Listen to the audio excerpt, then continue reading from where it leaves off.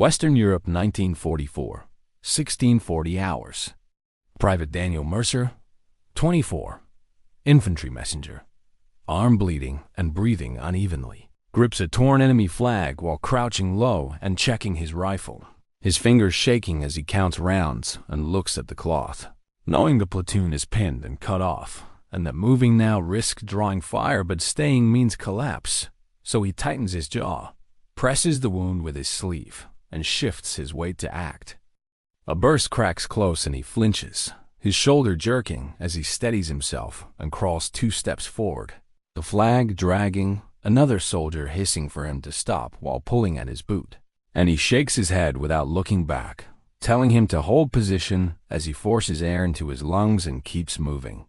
His arm spasms and blood slicks his hand. He wipes it on his trousers and ties the cloth higher, the torn flag bunching under his grip as someone behind asks what he is doing. And he answers that he needs them quiet now, while he raises the cloth just enough to be seen, then lowers it again to avoid a shot.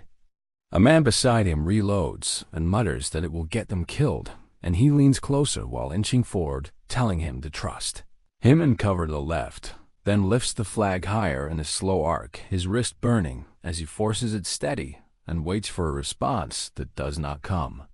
Fire pauses and he freezes, counting silently while sweat runs into his eyes. Then he waves again more clearly, stepping out a half pace as another voice warns him to get down, and he answers that they need confusion now, not cover, as he keeps the cloth moving. A sharp order echoes and he drops to a knee. The flag slipping, he grabs it again and shakes it harder, his breath short, hearing boots shift nearby, and he tells the nearest man to pass the word to hold fire, then nods once when the message moves back. Shots crack again and one tears past, he flattens and crawls, dragging the flag through dirt and blood, then rises abruptly, lifting it straight up as his arm locks, his mouth opening as he shouts for them to wait and watch. Figures advance cautiously, and he steps forward to meet them, keeping the flag visible his legs, trembling as he forces a steady pace, answering a barked challenge by lowering his weapon and spreading his free hand, his voice firm as he says he is coming alone. A pause stretches, and he feels his pulse hammer, then movement slows, weapons dip slightly, and he signals back without turning, telling his platoon to stay ready and stay silent, his arm burning but unmoving as he holds the cloth high. The advance stops and angles away. He exhales sharply and backs up step by step, never lowering the flag until he reaches his line. Then he drops it and sinks down, telling them it bought time and that they need to move now because it will not work twice. Before we continue, make sure to subscribe, like the video, and leave a comment. It helps a lot. A stretcher bumps into his side and he grunts, rolling away as hands grab his shoulders. Someone asking if he can stand, and he nods once while pushing himself up, pointing forward and telling them the enemy pulled back and that the gap is real, so they need to move before orders change. A man stumbles and drops ammunition. He bends despite the pain to scoop it up, shoving it into the man's chest and telling him to keep it tight and follow close. Then gestures sharply to the others to spread just enough to move, but not enough to draw attention. The line starts shifting, and a rifle jams. He pauses long enough to knock it free with his heel while telling the carrier to switch weapons and keep walking, his voice low and fast as he watches hands shake and forces them onward. A sudden shout cuts across, and several freeze. He snaps at them to keep going and not look back, dragging one by the strap when he hesitates, the torn flag now wrapped around his arm as a crude bandage that keeps slipping. Someone asks if the trick worked or if they are being led into fire, and he answers without slowing that it worked because it made them hesitate, and hesitation is all they needed. Then he waves them through a narrow opening and takes the rear position. A burst erupts nearby, and he ducks, pulling another down with him, telling him to crawl when he panics, then shoves him forward once the firing shifts, counting heads quickly and signaling with his fingers to confirm they are still intact. A runner arrives out of breath and asks who gave the signal, and he cuts him off, saying it does not matter now and that they are pulling out clean. Then orders him to pass the word ahead that the move is on and silence matters. The column tightens and he staggers, someone catching his elbow, and he shrugs him off while telling him to save strength for the next push. His steps uneven but constant as he watches the rear and listens for pursuit. Movement slows and he raises a fist, everyone halting as one man drops to a knee. He listens hard, then lowers the hand and waves them on again, saying they are clear for now and need distance before stopping.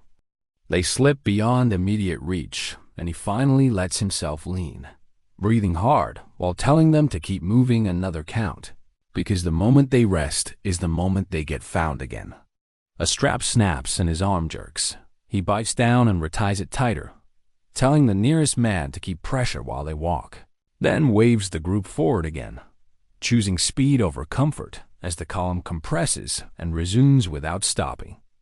A man collapses mid-step and skids. He drops beside him and orders him to breathe and push with his legs, lifting under the arm and forcing him upright. Then calls for two to take him between them and keep pace, warning that stopping invites contact. Shots crack closer, and he signals a change, pulling the rear inward and cutting across a narrow route, telling them to move now and do not answer fire, then shoves the last man ahead and turns only when the line clears. A voice asks how far they have left, and he answers that distance is made by motion, not guesses, then points and assigns watch with quick hand signs. His words clipped as he keeps walking and checks that no one falls behind. A runner returns with a question about orders. He tells him the order is movement and survival, and to relay that the platoon is intact, then sends him ahead with a sharp gesture and a warning to stay low and fast. Pain spikes and his knee buckles. Someone reaches, and he refuses help, saying to save it for those who cannot stand. Then he tightens his grip and keeps count, correcting spacing and pulling one back who drifts too far. A shout erupts behind, and he turns, raising his hand and shouting to keep moving while he covers the gap, firing two controlled shots to force a pause, then retreats step by step until he rejoins the line. The column clears contact and slows. He finally calls a halt with a flat palm, ordering checks and silence while they breathe, then tells them the flag trick worked because it looked wrong and forced doubt, and doubt bought minutes. A leader steps in and asks who decided it, and he answers that it does not matter who, it matters that they are out, then hands over the torn cloth and says to record it as used and finished. They move again under direction, and he falls in, the pace steady and the line holding, the choice already behind them and paid for, and the result clear as numbers answer back when counted, intact enough to continue. What did you think? Intriguing, right? Watch the video on your screen. I selected it especially for you. See you there.